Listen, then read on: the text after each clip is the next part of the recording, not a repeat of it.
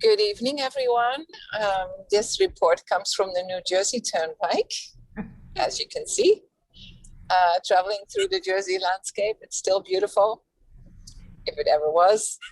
I am so happy to welcome you to the lecture series tonight. My name is Winka Dubbeldam. I'm the chair of the architecture program at the Weitzman School of Design. And I am so happy to welcome tonight Dr. Sharon Sutton, who came to us from Parsons via a long way that Simon will explain. But I just wanted to express my gratitude, Dr. Sutton, that you could join us tonight. And also wanted to introduce Simon Kim, who will further introduce Dr. Sutton, so you don't have to watch my trip here. But thank you, Simon, for doing that. And thank you, Dr. Sutton, for joining us tonight. I look forward to hearing your lecture. Thank you so much for this opportunity and also for producing such a strong lecture series for the Weitzman Department of Architecture. As Winka mentioned, my name is Simon Kim. I am delighted to introduce our next guest. So I'll go through her bio. It's highly accomplished. Dr. Sharon E. Sutton, FAIA, is a distinguished visiting professor of architecture at Parsons School of Design and has also served on the faculties of Columbia University, Pratt Institute, the University of Cincinnati, the University of Michigan, and the University of Washington. She was the 12th African-American woman to be licensed to practice architecture, the first to be promoted to full professor of architecture, and the second to be elected a fellow in the American Institute of Architects. Dr. Sutton's scholarship explores America's continuing struggle for racial justice. A recent book, When Ivory Towers Were Black, a story about race in America's cities and universities, portrays an audacious affirmative action effort at Columbia University during the civil rights movement. A forthcoming book from Fordham in 2021, A Pedagogy of Hope, Pursuing Democracy's Promise Through Place-Based Activism, characterizes the struggles of low-income youth to improve their rundown surroundings as a new form of activism. Early in her career, Dr. Sutton worked as a professional musician in New York City, most notably with the original cast of Man of La Mancha. Her fine art is in the Library of Congress and has been widely exhibited and collected. She holds 5 academic degrees in music, architecture, philosophy, and psychology, and has studied graphic art internationally. She has been a keynote speaker at conferences in 5 disciplines and a distinguished lecturer and guest studio critic at more than 100 colleges and universities internationally. Dr. Sutton received the Whitney M. Young Jr. Award from the American Institute of Architects, the Medal of Honor from both the New York and Seattle chapters of that organization, and the Oculus Award from the Beverly Willis Architecture Foundation. She is a distinguished professor of the Association of Collegiate Schools of Architecture and an inductee into the Michigan Women's Hall of Fame. Prior to this presentation, we had a chance to talk. I am really pleased to hear about her musicality on the French horn, but I welcome you now to join me in welcoming Dr. Sharon Sutton. Thank you. Thank you, Simon. I'm gonna share my screen, which hopefully will work out.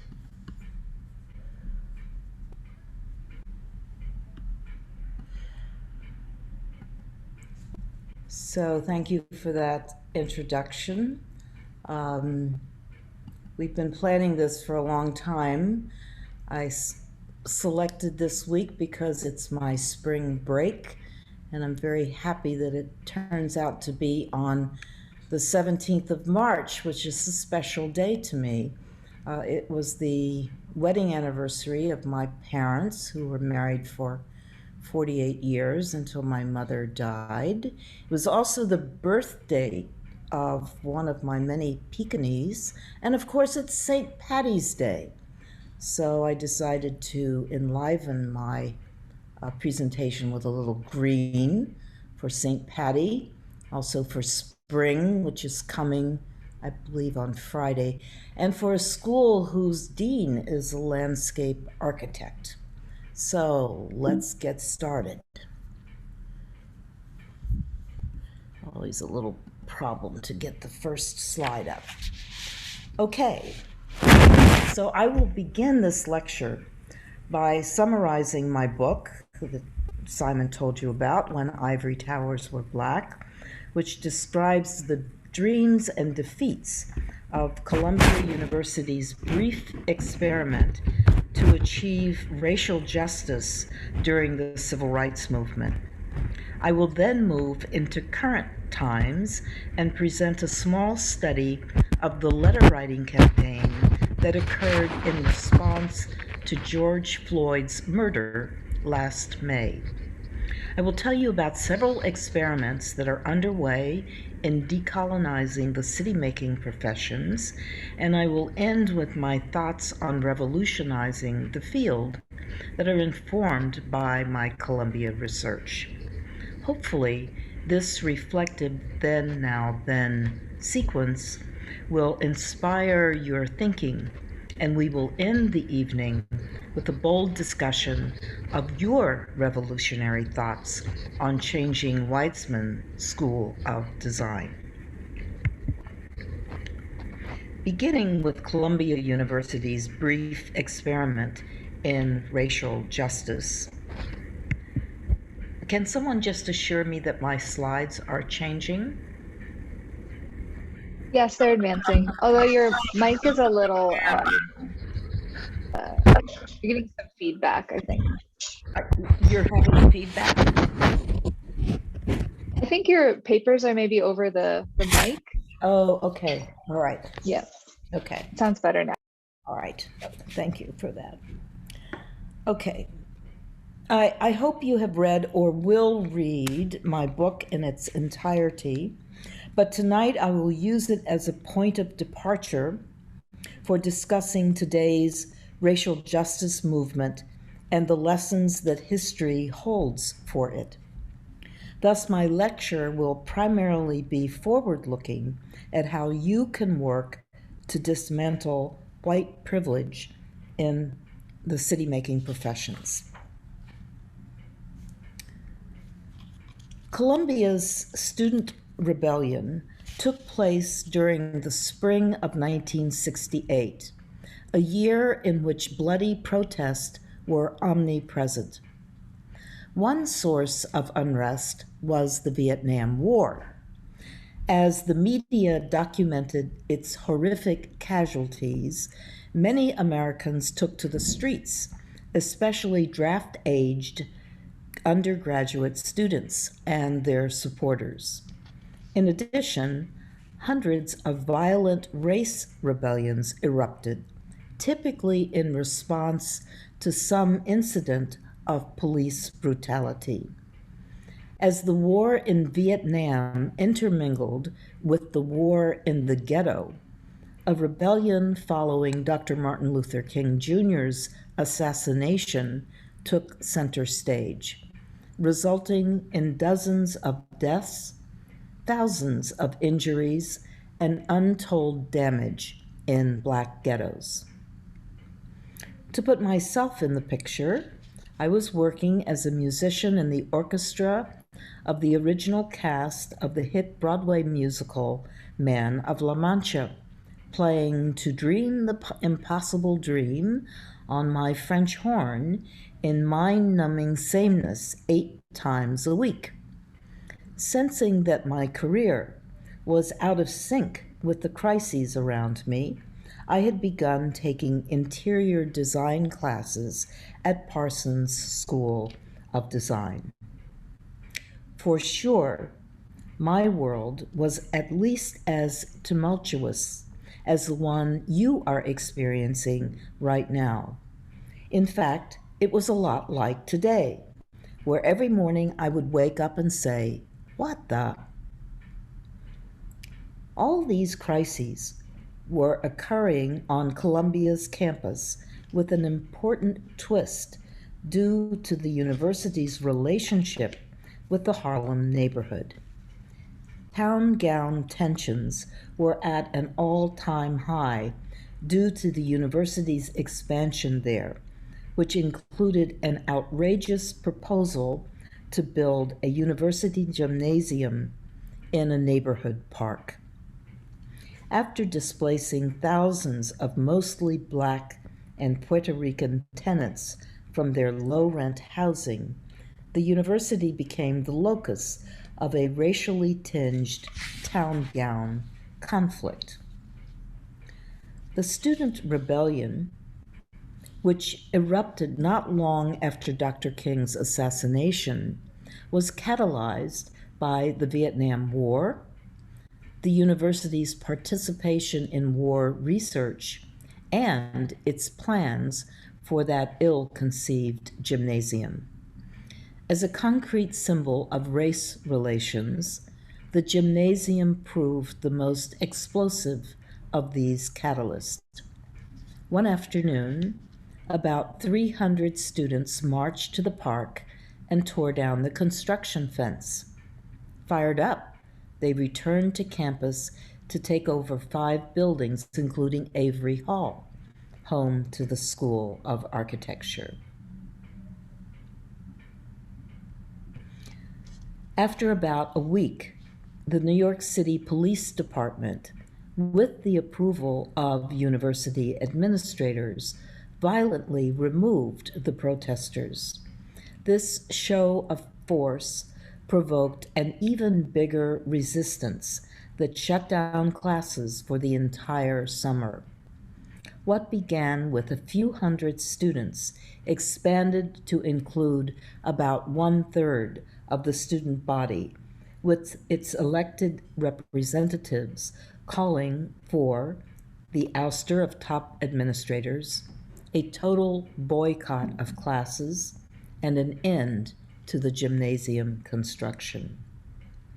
Thousands of students participated in Columbia's liberated campus, attending outdoor teach-ins, listening to a performance of the Grateful Dead, and staging a counter-commencement that ended in a frolic at the gymnasium site.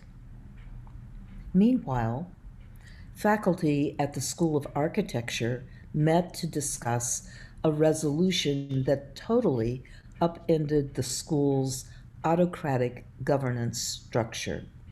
This resolution, authored by students and staff, specified a new democratic structure that gave everyone a say in running the school. In the passion of the moment, faculty adopted the resolution, thereby violating a breathtaking number of university statutes.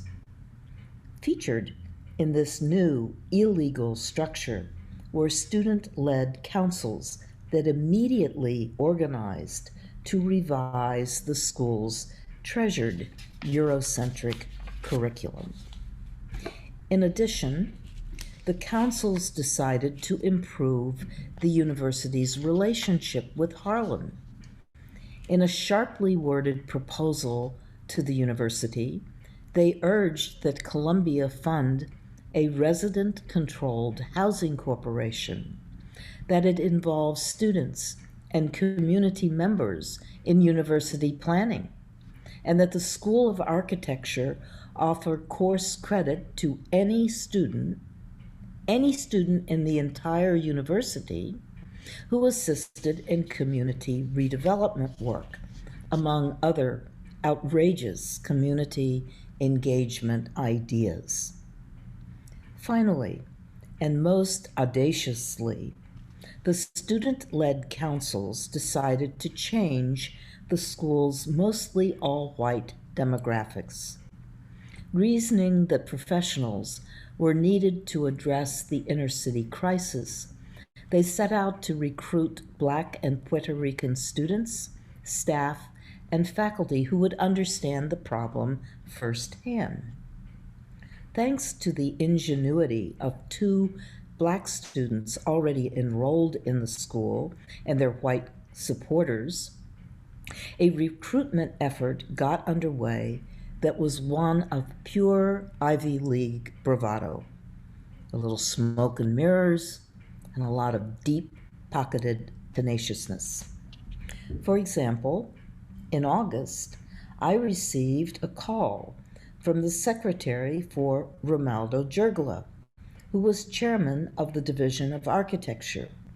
You see, one of my teachers at Parsons worked in Jergala's office and had told him about this Black woman who was in his class. The secretary invited me to come for an interview. I showed Jergala my Parsons portfolio and immediately received an admissions offer. And that's how I was recruited from the pit of Man of La Mancha to the School of Architecture. I quit my job, sold my French horn, and by September was enrolled in the Ivy League as one of the first two ethnic minority recruits. The recruitment was one of the most successful university-wide and probably the most successful nationwide in architecture and planning.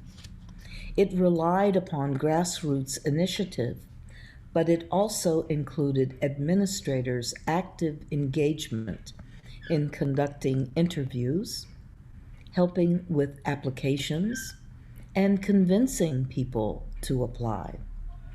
And of course, none of this would have happened without a $10 million grant from the Ford Foundation for Urban and Minority Affairs.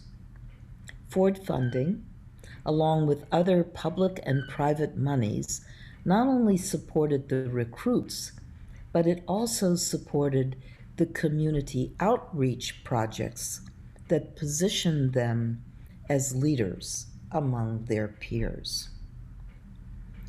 The recruitment stories in my book illustrate the almost breathtaking excitement surrounding the one-by-one tracking down and enrolling of these mostly working-class prospective students.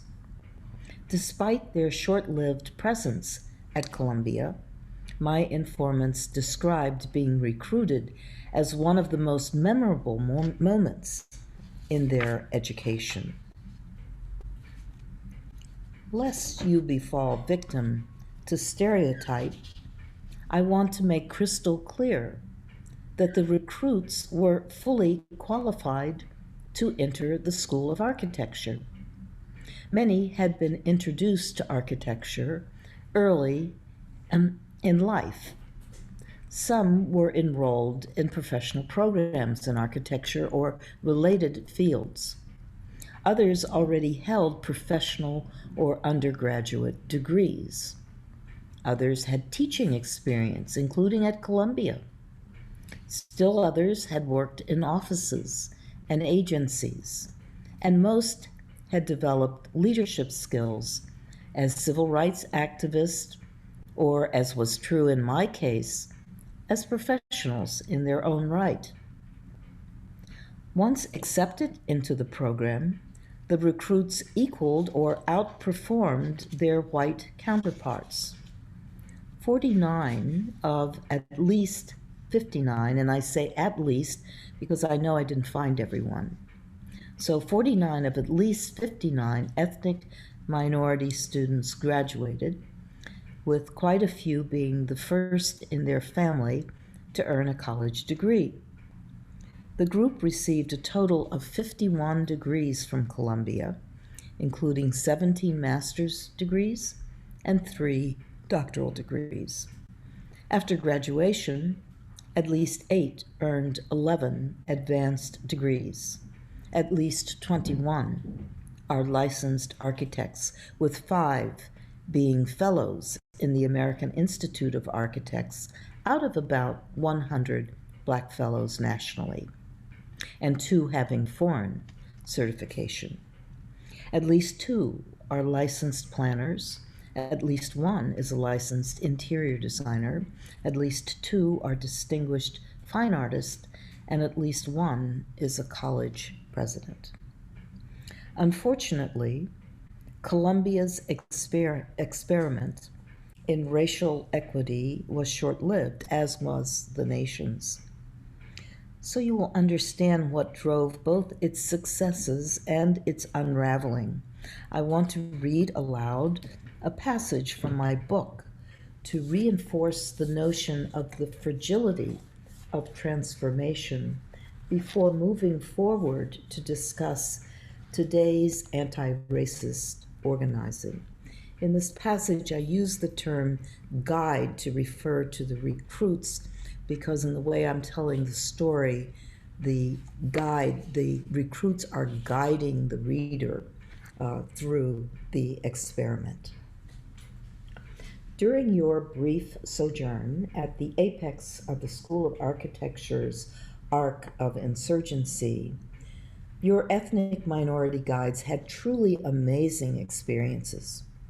Across the country, virulent Black student activism pushed colleges to expand affirmative action and the financial aid it required, which led to a sharp jump in Black college enrollment in the 1970s.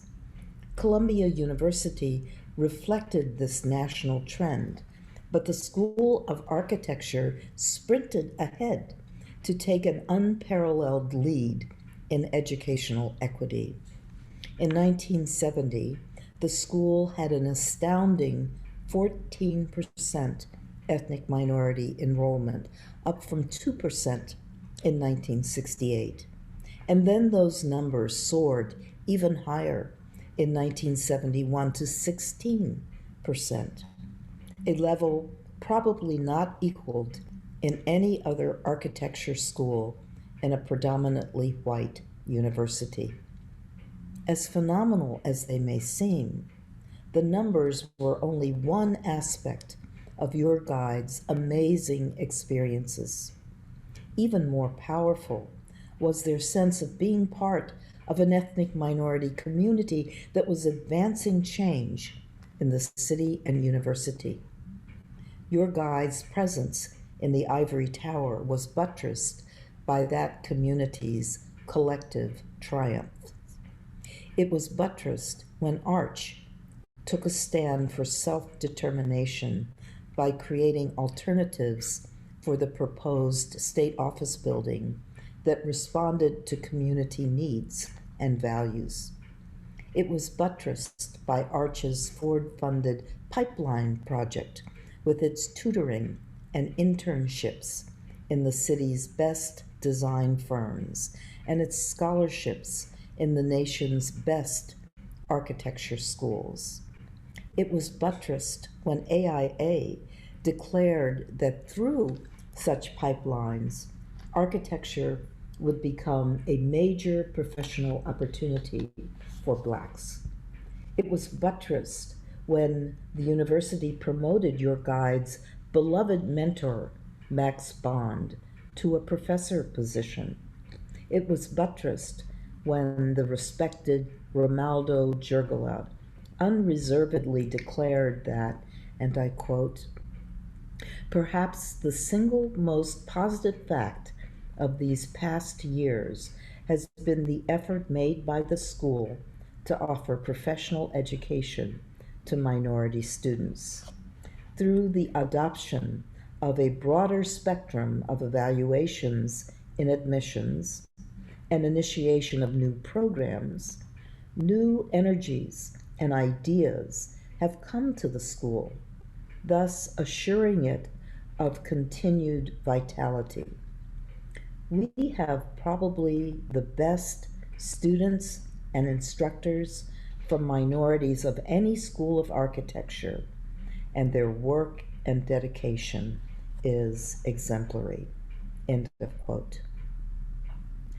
Your ethnic minority guides had amazing experiences at the apex of the arc of insurgency because they were part of a community that had propelled itself forward by leaps and bounds. But they had little chance to revel in their achievements as the arc began its downward descent almost immediately. The underpinnings of the descent began in the larger society and then seeped into the university and school. In the wink of an eye, widespread ambivalence toward upending racism and economic inequality took over and propelled the arc of insurgency downward.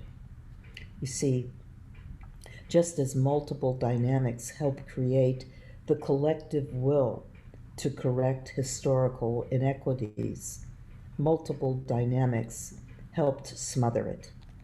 The Vietnam War, urban unrest, white backlash, forced busing, escalating energy costs, and a newly affluent middle class unwilling to support social programs. In the wink of an eye, the 1960s thrust toward civil rights shifted, and the arc of insurgency tumbled downward.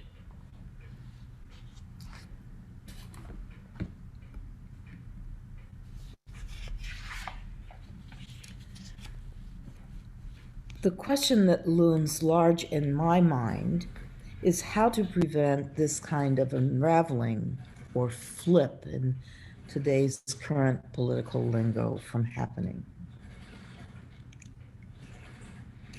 Today, the nation is experiencing even deeper crises than those that were occurring in the 1960s.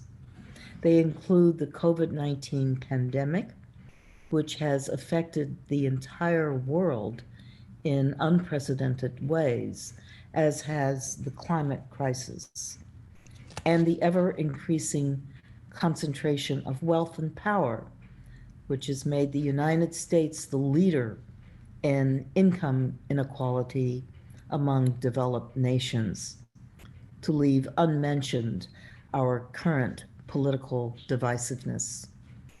However, the crisis that has upended the city-making professions is the racial crisis. The videotaped, cold-blooded murder of George Floyd on 25 May somehow made visible the nation's long legacy of state-sanctioned massacre of unarmed Black children and adults. And somehow that was one person too many. As the streets filled with protest, the news filled with reports documenting the effect of racism upon all areas of American life, especially inequities in housing and green space that made Black and brown communities disproportionately vulnerable to COVID-19 and climate change. The city-making professions took notice.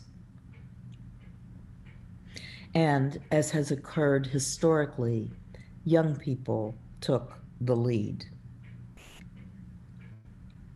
Moving forward to the present and the letter writing campaign that was catalyzed by the May 25th murder, and you will see it happen pretty quickly. On the 1st of June, 6 days later, an anti-racism website appeared with letters from 13 organizations demanding design justice. 2 were from design advocacy organizations, and 11 were from schools of architecture and planning, including one from the University of Pennsylvania, written mostly by students and recent alumni, and inviting signatures from the public.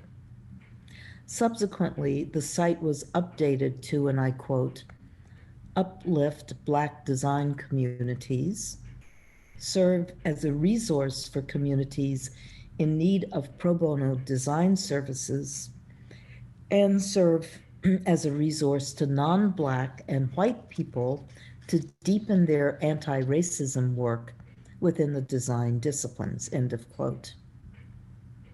The updated site had 10 additional demand letters, including one written to the Board of Directors of the American Planning Association, 3 projects, including one organization organized by Design as Protests that I will come back to, numerous events at universities and professional organizations, and fundraising efforts, including one for a landscape architecture fellowship at Cal Poly Pomona. So it sort of became a clearinghouse of anti-racism design activities. The site has disappeared since I reviewed it in October, I suspect because the activities were subsumed by other websites. It's kind of a shame that the letters aren't there anymore, as they were a wonderful archive. In response to the letter writing campaign, school administrators held meetings and wrote their own statements, such as this commitment to anti-racism work and diversity, equity, and inclusion that is posted on the website for this school. The statement considers such issues as recruitment, training, research, and professional development, financial support, and transparency. Administrators also began recruiting BIPOC faculty for reviews and lectures, and thus my appearance before you this evening. To understand the nature of today's demands in comparison to those made by the affirmative action recruits to Columbia, I analyzed the first 13 letters that were posted, counting each separate idea as one demand. The additional 10 letters that were posted subsequent to my analysis were similar in content, so I believe that the analysis of this subset is not aberrant. The analysis yielded 162 distinct demands, which I organized according to a theoretical framework I have developed for a book I'm writing on youth activism. The framework borrows from the Brazilian philosopher and educator Paulo Freire and what his followers now refer to as critical pedagogy, which is a method for engaging students in social change. Accordingly, I have organized the 162 demands into 3 categories. 1, critical consciousness, or strategies that would help institutions unpack the racist systems that shape their culture and content, including demands for revising or adding courses, programs, and research that advance BIPOC concerns. 2, capacity building or administrative mechanisms for investing social and economic capital to advance BIPOC constituents, including demands related to staffing, recruitment, governance, financial support, and professional networking. 3, critical placemaking, or strategies that would help institutions engage in non-racist community practices, including demands for taking action through design, reconciliation, community outreach, and public safety. This graphic shows the frequency of demands from the 13 schools and organizations, indicating more emphasis upon capacity building and less upon critical placemaking. You have to look at the numbers rather than the bars because Excel makes these strange bar graphs, so read the numbers and not the image. This graphic compares the demands at Columbia's 2020 letters in comparison to the demands that the recruits made during their brief sojourn. It indicates a greater emphasis upon capacity building and critical placemaking and less upon critical consciousness, which makes sense. The Black and Puerto Rican recruits accepted that they were in a predominantly white institution and focused their energies upon expanding their numbers, being included in governance, and doing projects in the Harlem community. However, some of the findings seem odd. In particular, the 1968 revolutionaries demanded a say in what and how they learned. In fact, freedom from authoritarian control of their education was a major concern apart from the draft. Today, that demand has completely disappeared. Only students and alumni at Taubman College at the University of Michigan asked that students be included in governance. Likewise, recruitment of Black faculty, students, and staff was a top concern among the 1968 revolutionaries, as it was throughout the 1960s Black student movement. But it pales today in comparison to demands for what's called integrating BIPOC voices into academic discourse. Notably, demands are for new voices in contingent roles as part-time and visiting guests, with relatively few demands for hiring them as full-time employees. Most difficult for me, though I understand the logic, is that the demands suggest transferring agency to predominantly white institutions that are to solve the problems that they themselves have created. The loss of agency on the part of the revolutionaries made it difficult for me to apply my youth activism model, in which the youth are the change agents, in opposition to mainstream institutions. And now for several experiments in civic leadership by students in early and mid-career professionals. Of all the activity going on in the city-making profession, one of the most potentially transformative is the Design as Protest Collective, a coalition of designers led by Brian C. Lee Jr., the New Orleans architect-trained activist who may have lit the fire that is currently burning in the city-making professions.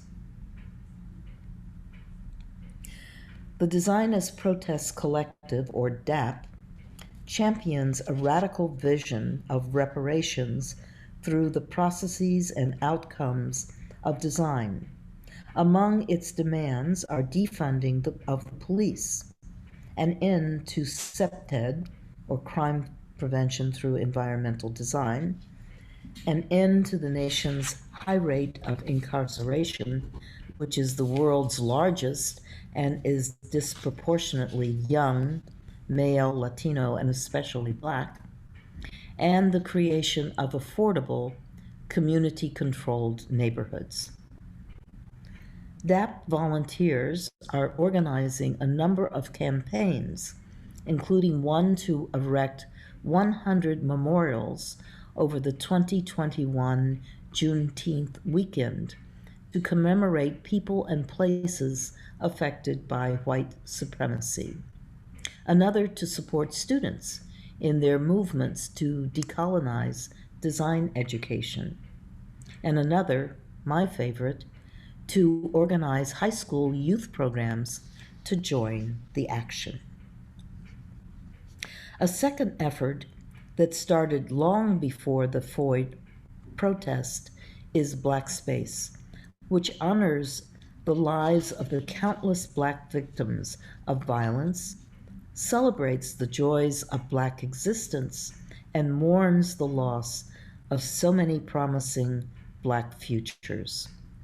The coalition of young professionals who make up Black space challenges architects, planners, urban designers, artists, and all curators of built spaces to unlearn traditional values and rethink practice according to 14 principles laid out in a manifesto on the processes of design and community building.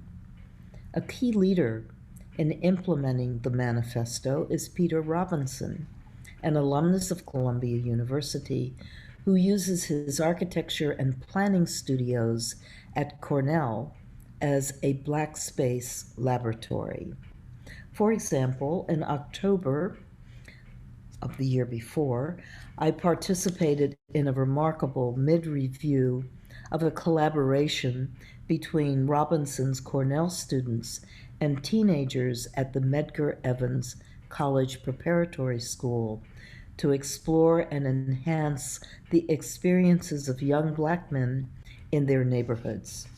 One team imagined reclaiming basement spaces throughout the city for quiet and active recreation, and other teams presented equally compelling ideas for improving young Black men's urban experiences.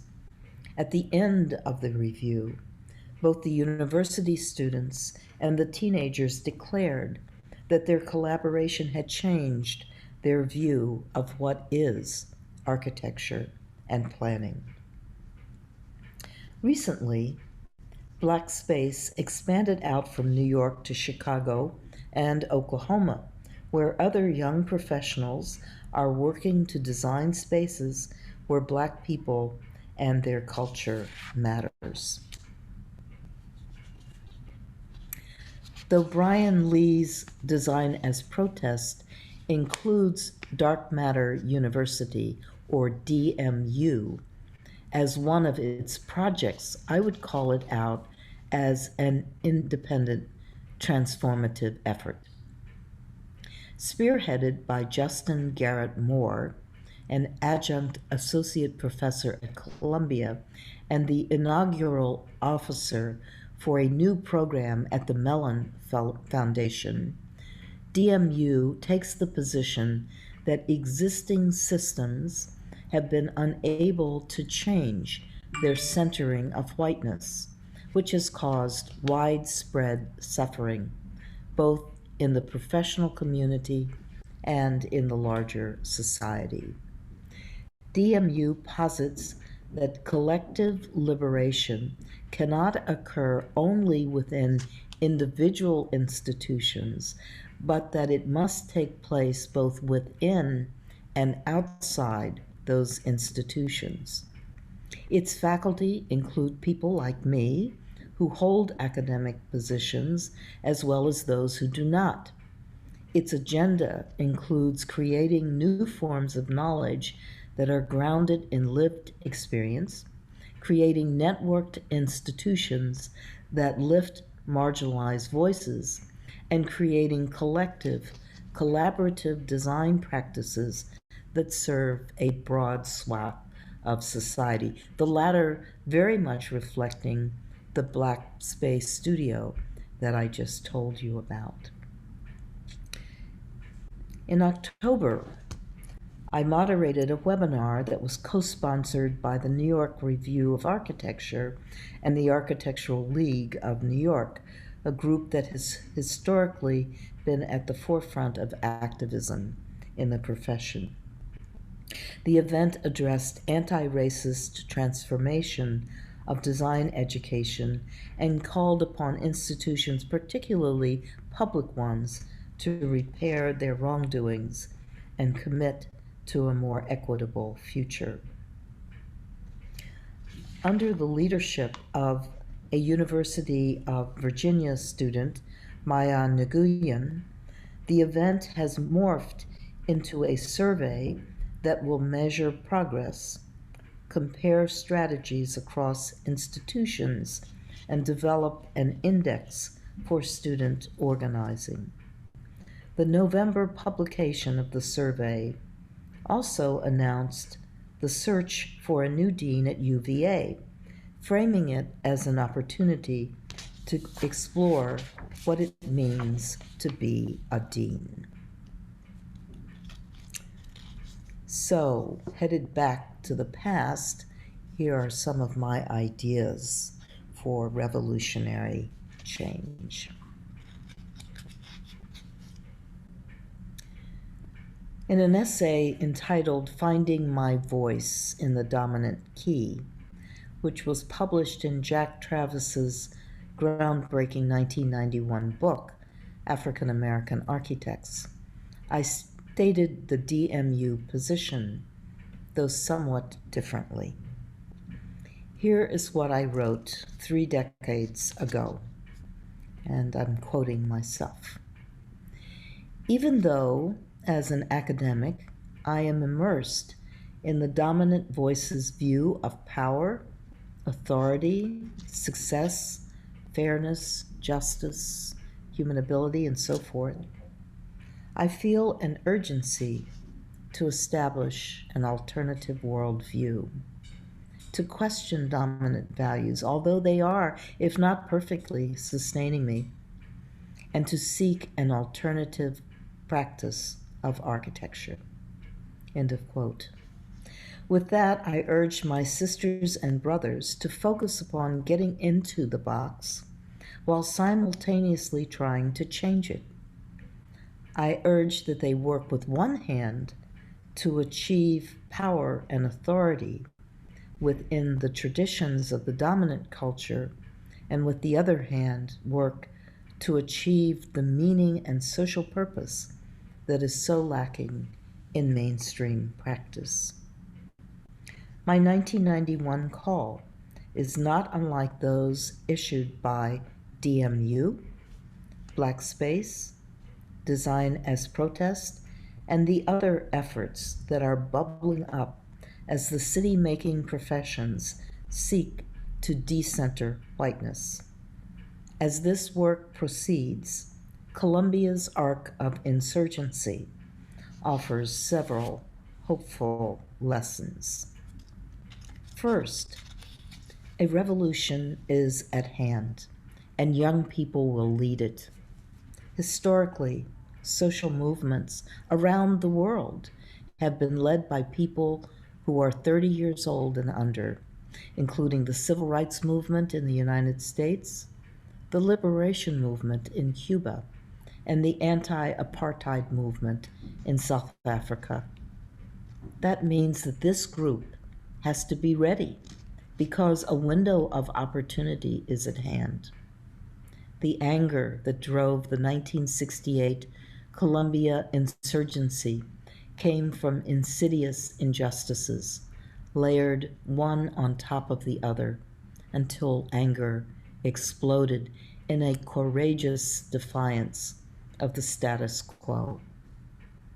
Today, anger has once again built, due to even more insidious injustices. At any moment, the nation's anger could explode, and young people must be ready to undertake a courageous defiance of the status quo. So have a plan of action ready to go. Second, white people have to be ready, willing to give up the invisible, unearned, and unrecognized benefits they accrue from normative city-making practices, including its very definition, the problem it addresses, the way it is financed, and the kind of work that gets recognized, all of which require connections to wealth and power. Columbia's experiment was successful because the recruits did not have to adapt to the norms of an institution that had been designed around white privilege. Rather, those student-led councils made a fundamental structural change in institutional practice, including what was being learned and for what purpose. This change was essential to the success of the recruits.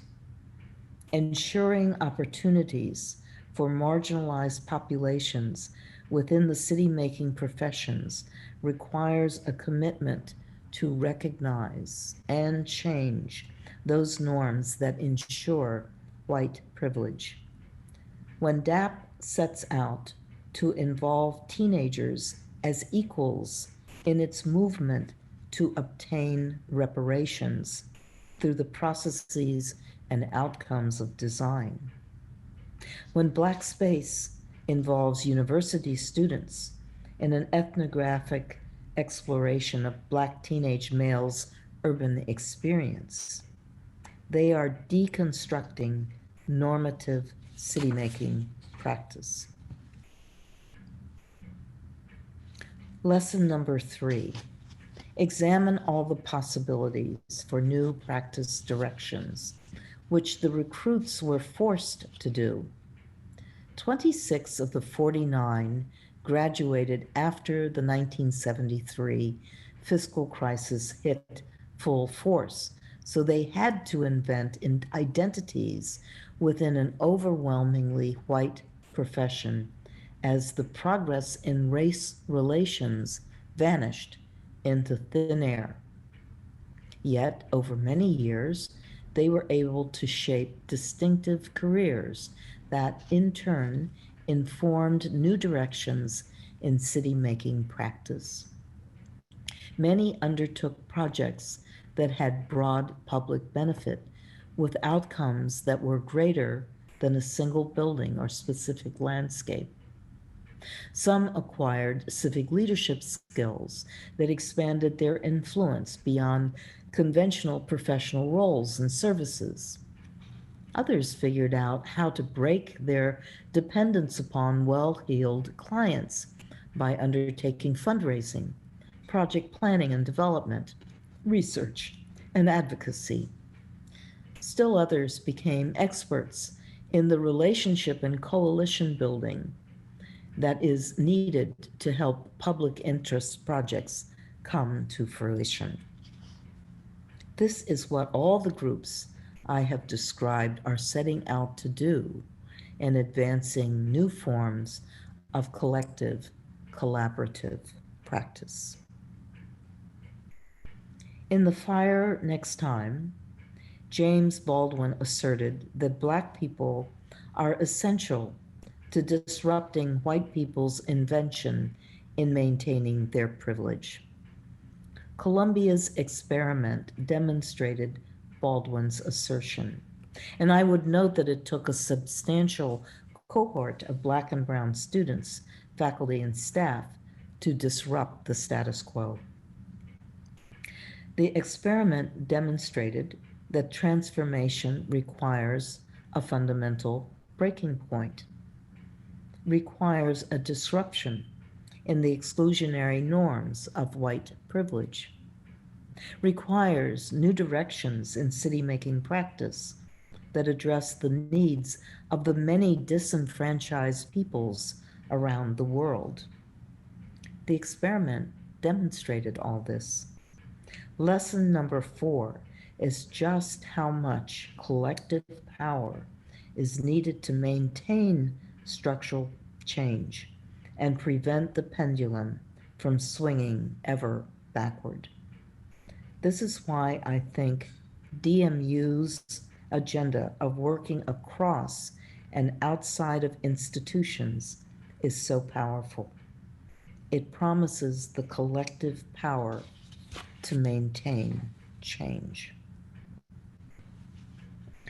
I believe that revolutionary change will require city makers to assume responsibility for serving the most disenfranchised populations, to fashion an experiment in democracy that is ablaze with the spirit of insurgency, to become civic leaders who facilitate projects with broad public benefit, to refashion normative practice so that it can embrace the life experiences of Black and brown talent, and to recognize that an expanded talent pool is essential in the 21st century.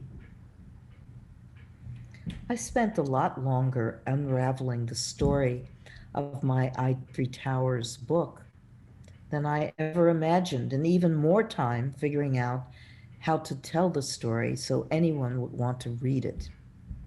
Yet the real challenge has been in framing the lessons learned so as to inspire bold action in today's terrain of unyielding racism and equally unyielding resistance to change. And as I have made clear, I believe that the group I am addressing is the one that can spearhead enduring structural change.